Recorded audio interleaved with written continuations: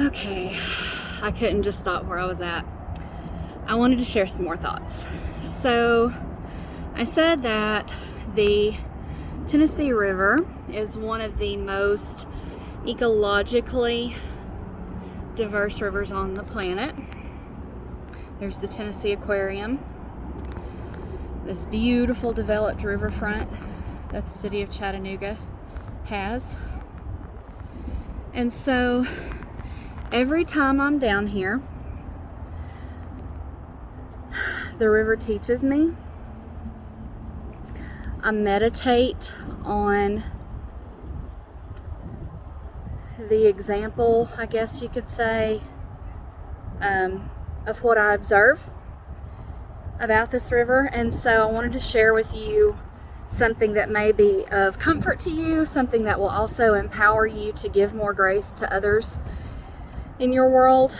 I know that we have been indoors a lot more than usual, so we're kind of on top of each other, and because of that I think we've seen kind of a rise in domestic violence, suicide, and it's just hard when we're extra cooped up, right? But here's a lesson from the river, from the Tennessee River today. So I'm going to point my camera. Okay, so like I said, one of the most ecologically diverse rivers on the planet, okay? And like the earlier video said, the surface of this water is not necessarily a good reflection of what the underneath is like, okay? It looks so calm, does it not? But if you fall in, you're going to quickly find that there are undercurrents, a lot of turbulence. You wouldn't necessarily, unless you're just probably an Olympic swimmer, you wouldn't be able to hold your own out there, even though on the surface it looks like you could.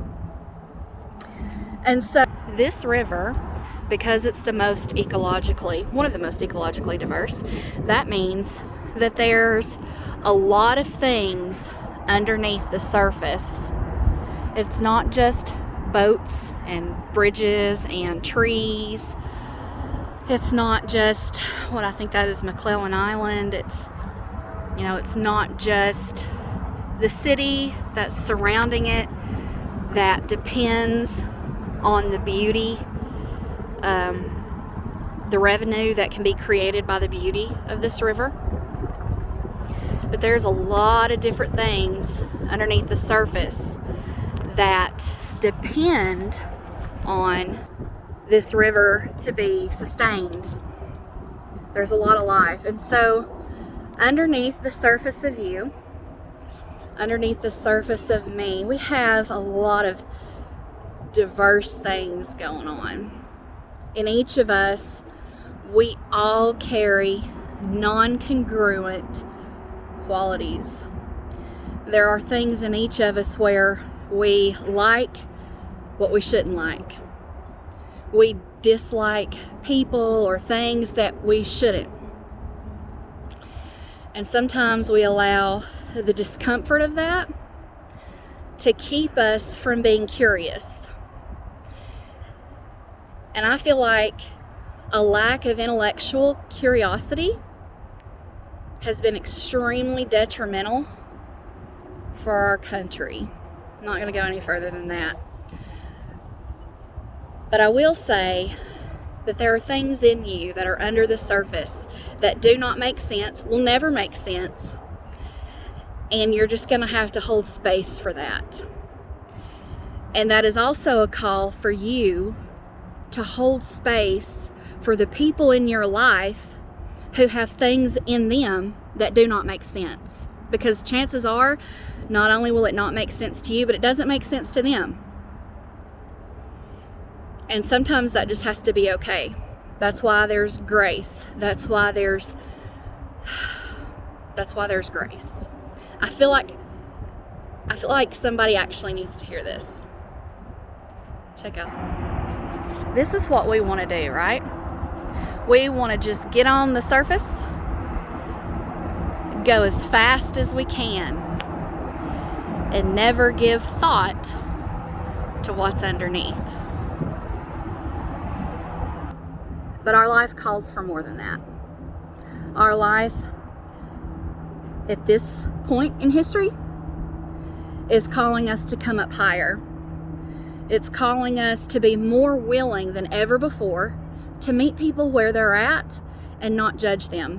When you look at this river and you hear just how amazing it is, but then I also tell you that it is one of the most polluted rivers on the planet. Because of that, am I going to judge this river as either good or bad? No.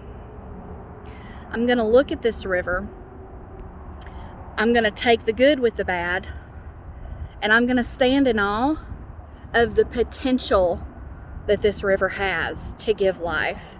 And no matter who is in your life, how polluted they may seem to you, you need to understand that that person has great capacity, in spite of what you think, for life. Okay?